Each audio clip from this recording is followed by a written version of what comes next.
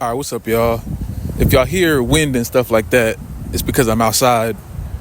I hope everyone is being careful because of the storm. I don't know where you at, where you watching this video from, but from where I'm at, the storm about to hit soon, like 20 minutes. But I came out here to walk around a little bit and just talk to y'all. Obviously, this is another AEW video, and I had a thought this morning. A bunch of reports came out apparently that there are some mainstay AEW superstars that apparently are thinking about leaving or are pretty much ready to go when their contract expires. People like Ricky Starks, Daniel Garcia. We spoke about the Lucha Brothers the other day. And I think a few others. Hook, we talked about that a few months ago. That was being spoken about. I'm not sure if that's really happening still, but the last time I heard about it was a few months ago. And this is my thing. I believe AEW, let me see if I can word this the right way. For months, I've been trying to figure out what the disconnect is with AEW and why it's losing supporters or viewers, you know. Again, we went through all the, I'm not blaming it on another TV show. I'm not blaming it on the weather. I'm not blaming it on what season it is. I think I know what's going on. And I could be off on this. This could have been spoken by somebody else, but this is how I feel about it. I believe AEW is losing AEW. Now, what I mean by that, the identity of AEW is an alternative to WWE, correct? That was the way it was introduced to us in 2019. This is different than Raw, SmackDown, NXT, what Vince McMahon damn near tried to run into the ground. Now, if AEW was brought up with the Cody Rhodes and the Bucks and the Omegas and Hangmans, MJF, everyone else who was there, Britt Baker and all those people that were there, Lucha Brothers, you know, those superstars all represented the opposite of what the WWE was at the time. But now, if you think about those superstars, a lot of those superstars are either not doing much on TV right now or about to leave and come to WWE, you know? And things have changed so much since Vince retired and how Triple H has restructured the company. A lot of the mainstays of AEW, Cody Rhodes, obviously, he's undisputed champion right now, you know?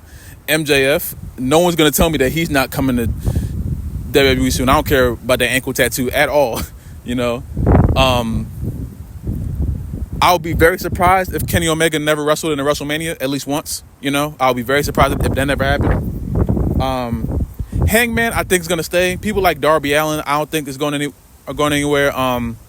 The Bucks, I don't think they're leaving. I hope not. I never want to see them anywhere that's not AEW because I despise the Bucks. But you know, CM Punk. You know, CM Punk was the biggest draw they've ever had, and he's back. You know, but I think the CM Punk doesn't really fall into that category, but the identity of what AEW is or was is now gone because of how the structure has changed in professional wrestling.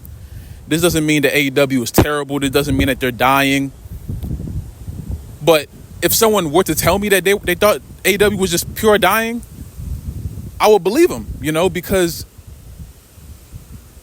they probably mean the idea of what AEW used to be is dying. You know what I'm saying? AEW doesn't feel like the alternative anymore. It feels like the land of the released WWE superstars, you know? Especially with Bobby Lashley maybe coming, I don't know. Ricochet possibly coming over, you know? You have Edge over there. You have Adam Copeland over there. You have many different superstars over there. Saraya still. Toni Storm. Mind you, she's the crown jewel of AEW right now. I think she's the best thing that company has. It's a lot, you know, and I think what Tony Khan tried to create in the beginning, it is so windy out here. This is terrible. I think what AEW tried to create in the beginning was great for the time. But the time has passed, you know. And I think the need for AEW is slowly dwindling. Now, it's still needed if you just want to watch something that isn't a Triple H production or isn't TNA or something like that on a TV program. But the main idea of what AEW set out to, like their mission statement, I believe that mission statement is null and void now, you know? And the fact that you have so many people over there and they bought in the big three of free agents in Mercedes, Okada, and Will Ospreay, and it hasn't changed much about the perception. If anything, it may have hurt the perception, which is insane to me, you know? That's where I'm trying to figure out if I'm wrong in this assessment, you know what I'm saying? Now, I'm not saying that AEW is just going to collapse, you know, but I'm saying that if someone were to tell me that, like, if someone had a crystal ball and they said AEW is going to collapse in this amount of time because of these reasons that I'm stating to you right now, I wouldn't bat an eye, you know? And there's a way they can revive it. I just don't think they're going to, you know? If Tony Khan decides to sign Shane McMahon and he puts him ahead of creative, I think that could be a lifeline to AEW. If Bryan Danielson becomes head of creative for AEW, I just don't think Tony Khan can own this company and be creative at the same time. I think he's shown that he cannot do that. You know what I'm saying? So, because, like, think about it. What do y'all think the best AEW story has been? Best AEW feud? To me, it's MJF and CM Punk. And the reason why is because it didn't have to be constructed by Tony Khan. That was real. That was real feelings, real intensity, real promos being spoken by two real wrestlers. So the best promos, the best matches, the best feuds come off when they're extremely realistic. And that's what MJF and Punk are. They had history. You know, ancient history, but it was history that could be brought up in a feud. And all they have to do is go out there and do their job, and that's wrestling. They both can do that, you know. So I do think that AEW can revive the situation they're in. This isn't like they're locked in somewhere and they can't get out. But I'm just worried that Tony Khan doesn't see the problem, and I'm worried that he doesn't want to change what's happening right now. That's what I'm worried about. I'm worried that he doesn't, not that he doesn't care. I'm 100% sure that he cares about AEW, you know. He has to care. But I'm worried that his caring for AEW is going to take him to a point where AEW is in a really bad spot just because he's not giving things over like creative, you know. I wholeheartedly believe if someone was ahead of creative, if someone different, we would have a better AEW. And let's just say, because again, we don't really know AEW's stuff. We don't really know as fans, you know. Well, at least I don't know. Let's just say Tony Khan isn't head of creative. Let's just say he's someone they just pass the ideas through and he just approves them. Let's say they have a different head of creative we just don't know. Then that person has to be switched out. Whoever their creative team is, it has to be changed. You know, we've had these conversations about WWE for years when their creative was out there just doing whatever. You know, even when they do stupid stuff now, the conversation is had. So we can't have the conversations with one company and not have them with another. You know, and WWE is well off. You know, if they have a few mess ups, they can afford to, because they've had a 50-year head start. You know, they've had a 50-year head start, and they don't have to. Their margin of error is different. You know what I'm saying? Their margin of error is different, and the things that they can do is different than the things that AEW can do. AEW doesn't have the wiggle room. You know, so I don't want AEW to fall into a hole. I don't want AEW to get to a point where they're no longer on TV, because that's not good for anybody.